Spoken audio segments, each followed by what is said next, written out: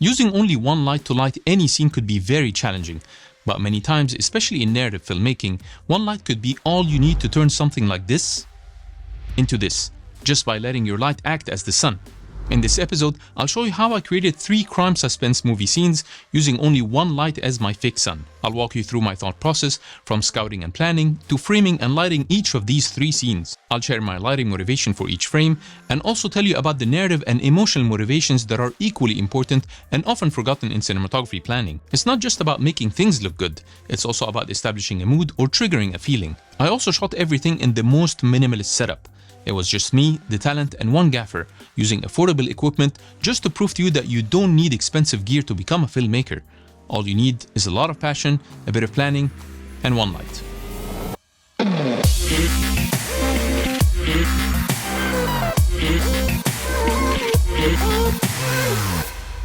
Let's start with the gear. My low-budget camera of choice is the Blackmagic 6K Pro. Its sensor combined with the Gen 5 color science give me my all-time personal favorite image from all mirrorless cameras out there. Unfortunately, the camera still suffers from a lot of quirks and desperately needs some updating.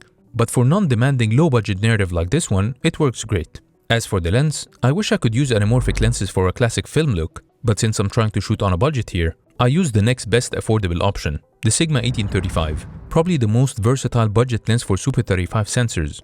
And inspired by the distinctive style used in the Netflix Dahmer crime biography series, my main source of inspiration for what I'm about to show you, I added the Glow Mist 1/8 magnetic diffusion filter from Freewell to add a subtle halation to my light sources. Also used a hazer spray to thicken the atmosphere. It's one of my favorite super practical tricks I use in smaller productions to get a quick misty look and volumetric lighting without the hassle of bulky and expensive hazers. As for the light, SmallRig sent me their RC450B to test it out, and I felt it was a great match for what I needed here. It's a 450 watts bicolor COB LED light with good SSI rating. I have a whole episode to tell you why I don't use CRI or TLCI to measure the light spectral quality, and I invite you to check it out if you want to learn more about what exactly you should look for when searching for a high quality light. I'll leave the link for you up there and below in the description. High output and bicolor are the main 2 features you'll need when trying to create a fake sun. We already have great options in the market, but for what we need today, I felt the 450B is a great value for money amongst high-powered lights in the same range, considering you're willing to give up some advanced features from the other lights that you don't really need in this indie and compact kind of setup. Another innovation and super practical feature that's worth mentioning is how it replaced the standard yoke system found in pretty much all other lights, with an Arca Swiss base plate that acts as a quick release for the fluid-head it mounts on. The first time to see that in any light, and I hope I can see it more often. Just like all fluid heads, it cushions your tilt movement and takes off the load if you're mounting a softbox, for example. Also, this system gives it a much more compact footprint compared to the yoke system. I'll try to review this light more in details in another episode anyway. With all that said, you can absolutely use any other light of your choice, as long as it's a COB, bicolor, and ideally above 300 watts. Okay, let's move on to cinematography. Starting with the first scene, the script I had for it is having the killer sitting at the dining table, sipping his morning coffee while planning for his next crime. I wanted to set the scene at sunrise, so the sun will give us a nice backlight to keep him in the shadow side, and just have another sidekicker light motivated by the window to his side. Let's rewind to my scouting photos to walk you through my planning process. These are the 3 angles I was considering. It's always a good habit to take wide snapshots of your potential angles just to have enough room to later outline your framing ideas that you'll test out when you're back for the shoot day. My elimination process started with this one. It could look good in this kind of symmetrical framing, where he throws this balance off and show the void in his life symbolized by the empty dining chairs. This window could give us a good backlight to throw him into a silhouette and establish his mysterious character, while this other window would throw some edge light to contour his face a bit without giving too much away. I would have a tighter crop, but still keep him small in the frame for a nice establishing shot. But my main issue is the wall in the back. It looks super flat and lacks character. It needs something like a wallpaper or something, but I didn't have the time or budget for that anyway. So let's check the second option. So this angle is known as shooting into the L of the room, which is the corner of the room shaped like an L. It's been used in Hollywood, of course, in all kinds of movies, where the corner of the room falls roughly within the middle third of the frame.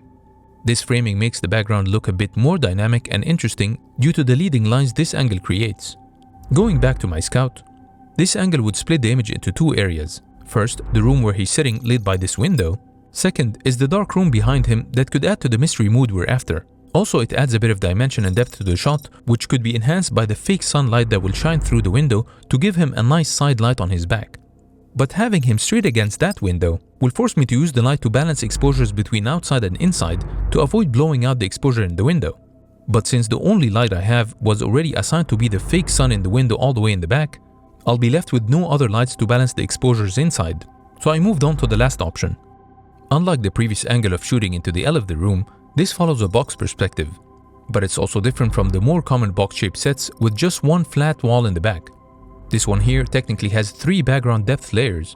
First is the wall right behind him, then the wall in the back room, and last is the world outside the window where the sun will shine through. So try to grab this chance if you have a location that provides such layered depth that could look good as well as help your narrative. So I picked this tighter frame from the scouting shot, then fast forward, I tweaked it to reach this final result. To show you how this layered perspective helped my narrative, each layer it created offered a different environment, each with its own character and mood. Like you see him sitting in this depressing, barely lit and dull part of the house, and everywhere else is very dark and gloomy, making us feel how isolated he is from the much brighter and positive world outside that contrasts with everything in his world. I also like how everything is linked together by that one light in the back, our fake sun that cuts through all the layers to shine on him in his dark corner. Last point before we talk about light setup. This framing technique I used is called short siding. That's when the distance in front of your talent to the edge of the frame is shorter than the distance behind them. So they're facing the short side of the frame basically. This space in front of them also has many other names like looking room, leading room, and nose room. When your subject looks out of the frame like that, where you can't really see what they're looking at, it creates a sense of uneasiness and discomfort. You kind of feel like you're missing out on something, or as if there's something that's intentionally being hidden from you. That's why it's commonly used to add tension and suspense to the scene. There are so many great examples of short-siding in Hollywood to get inspiration from. And I might be wrong, but it seems that short-siding to the left is the most common one used in Hollywood. Now let's talk about lighting. In a nutshell, I lit this scene from behind the subject with my key light to let that light bounce in the environment and motivate my fill light. What I just described is a technique called upstage lighting. I can safely say that upstage lighting can be considered as the backbone of lighting techniques used in Hollywood, and it would take more than one episode to fully cover it. So let's see how it translates in our scene first. So our sun, or the 450B, is placed outside the window. The further you place it from the subject, the more it will look like the sun, simply because the light beams will become more parallel and directional, just like how the sun rays look like here from Earth. But you'll probably need a much stronger light, maybe even with a projector mount to stay that powerful from that distance. So the other cheaper option was to add a Fresnel lens to help focus the light in a more directional beam. I raised the light as high as I could to simulate the sun's sharp angle when rising from the horizon, then pointed it at the window in the direction of the talent's back. Inside, we sprayed the hazer can in the room behind him to create that thick atmosphere, letting the light cut through the room, creating this volumetric light effect we talked about. The light also created this outline around him for a bit of separation, and also acting as a fill light by bouncing off the tablecloth in front of him to bring some details to his face. And finally, the same fake sun we have outside will also be the motivation for the soft side light coming through the window next to him, making it feel like that's the light coming from the morning sky outside through the window. But even though you can't see the window, I gave you a clue by showing the wooden frame that has the same style found in the room behind him and in the window all the way in the back.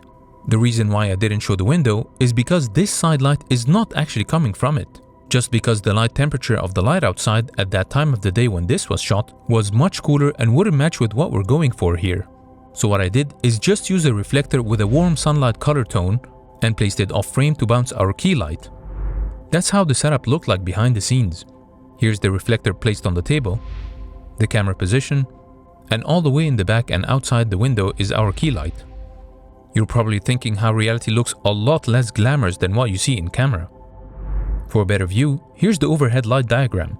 The camera is covering this angle, it's set to 4500 white balance while the light was set to 3500 Kelvin. This way the light will appear warm to the camera and would give a moody warm sunrise tone to the image. The Fresnel will focus the light on the talent's back, casting his shadow on the table, and leaving a couple of small light patches to bounce and fill his face. Then I bounce the light from his right that's motivated by the window next to him. Moving on to the camera view, this was my starting point. You should always start by assessing the light sources to spot which ones you can and cannot control. I already turned off all the lights in the house, but of course I couldn't turn off the sun and its natural light that's spilling all over the place. but I can significantly reduce its effect just by using my ND filter to pave the way for setting my own fake sun and raise up its intensity to overpower the real sun's light. I can see the exposure level in his face retained a good amount of details because of the bounce we talked about. Then let's add the reflector to bring some side light motivated by the window, just finding the right angle that fills it nicely without spilling too much. And there you go. Here's the before and the after. This could be a good establishing shot to introduce this character in his environment. To add some extra tension to the scene, I changed the angle a bit and went for some B-roll, breaking this balance with a subtle handheld camera movement and moving closer into his personal space for a medium close framing. When you get that close to the character, you're practically crossing the boundary from being just an observer to become one with the character. In our case here, you're sharing his feelings of tension or suspicion, and by short-siding him further to the left, we increase that feeling of uneasiness and discomfort. Here's another trick. How about we use the same sunrise setup, but turn it into a sunset with two simple tricks? Going back to our starting point, first, if we turn on the lamp in the back, you already kind of feel it's evening time. It's kind of how we're trained from decades of using lamps at night. In our minds, a lamp equals to evening time. Then let's lower the 450B color temperature down from 3500 to 2700 Kelvin, while keeping the camera's white balance at 4500 Kelvin. This way, the scene will look even warmer than what we had before, giving us this subtle tungsten feel. Now following the same process, we'll bring down the exposure with our ND, then reflector bounce, and there you go. Notice how just by turning on this lamp, your brain probably tricked you into thinking that this side lighting on his face was coming from that lamp, or possibly another twin lamp off frame, but not from the window anymore. And combining this with a white balance shift to warm, you got the feeling that it's evening time lit by tungsten light, simply because warm tungsten lighting is associated with evening time. So it's almost as if you can flip the sunrise into a sunset with a flick of a switch. And just like the sunrise shot, I explored different framing, this time going for a lower angle to give our talent a sense of power. I also used a framing technique called a dirty frame. That's when you have an out-of-focus object in the foreground, such as the table here, placed between the camera and your subject, which not only adds to the depth of the shot and might make it look more interesting, but it also helps narratively to put you in the position of the victim this time instead, giving you the feeling as if you're hiding from the criminal behind the table just like how the victim would. Also, if I get even closer and break into his personal space, you will now start to really feel what's going through his evil mind. So you can see how one light with a couple of simple tricks can offer you sunrise and sunset looks, all using the signature upstage lighting technique that you see in so many movies. Let's move to the second scene. This one is pretty simple. Here we can see our character sitting outside during sunset, where we see the sun in the frame about to set behind the trees all the way back in the horizon. The great thing about this sun is I can turn it off with my phone app. To show you how simple this setup is, here I have the camera pointing at the talent. Then if you walk around the set, you'll see that I placed our 450B right outside the house and far enough to be out of focus and pointed at the talent. I attached another Fresnel lens from aperture this time, which also worked fine for this scene. The best way to get this shot is to avoid having any directional light. Make sure the scene is only lit with ambient or indirect lighting to let our fake sun be the only directional light on set. So either wait for the real sun to set and have this short 15 to 20 minute window before it gets completely dark, which is what I did here, or just shoot in an overcast day. Then place your light at the edge of the horizon in the position where the sun would be during the last minutes before it hides behind any object at the horizon, like the trees we have here. Of course, make sure your light is placed against a busy or dark background that would camouflage your light stand. Then set the color temperature to a warmer tone than your environment to give it this warm sunset color. Adjust the intensity and find the sweet spot that doesn't overwhelm your subject and wash out the whole scene from the flares. Again, using a high power light such as the SmallRig 450B gives you enough flexibility to control how bright your fake sun is. And of course, being bicolor is essential to dial in a warm sunset temperature that would contrast with the color of the environment. I also took some extra B-rolls that give you an idea on how realistic looking our fake sun looks like, even when it's off frame or just reflected on the window behind the talent. Let's move to our last scene. We're now at the killer's basement. It's like an hour after sunrise. We see him slowly walk to the sink, lit by the window above it where the sun rays cut through the dark room. He washes his hands from the crime he just committed. Then he looks out the window, thinking about what he just did. Once again, the setup here couldn't be simpler. Looking at the scout photos taken in the morning, I love the position of the window right above the sink, but notice how the light is very diffused and just scatters out the window and fills the room in all directions. That's when I thought to add a fake sun right outside and be in full control of its direction. So to avoid competing against the real sun, we planned to shoot this at nighttime. I placed the light far enough to get direct lighting. Again, the further back the better. But we were already in the neighbor's driveway and couldn't go back any further. So the Fresnel lens once again came for the rescue to straighten the light beams, and I focused it in a way to fully cover the window frame, so it all worked out. Then going back inside, the hazer spray added a bit of mood and gave us this volumetric light effect. Now we have more directional lighting that still bounces off the set and acts as a fill light to our subject. Here's one last Hollywood trick. Remember, this was originally shot at night, and we made it look like a day shot. But what if I just wanted it to stay as a night shot? You can do that by keeping everything intact and just change your color treatment in post. This is the exact same shot but only graded differently. Let me know if you're interested in learning how I did that, and I can cover that in another episode. I'm not a full-time colorist, of course, but I believe that as a DP, you still need to learn about the basics of those post-production tricks. This way, when you're lighting a scene, you know the full potential of your clips when they're taken in post. But most important, you'll know what you need to do on set, from lighting to framing and camera movement, to properly prepare your footage for what needs to be done in post, whether it's color grading or even VFX. With all that said, I'm not saying that you should always shoot with one light. I honestly wish I had more lights for all these scenes, but I see that limiting yourself to only one light would be a great exercise for you to learn how to maximize the potential of any light you have on set. Hope you liked this episode. Thanks again for watching, and I'll see you next time.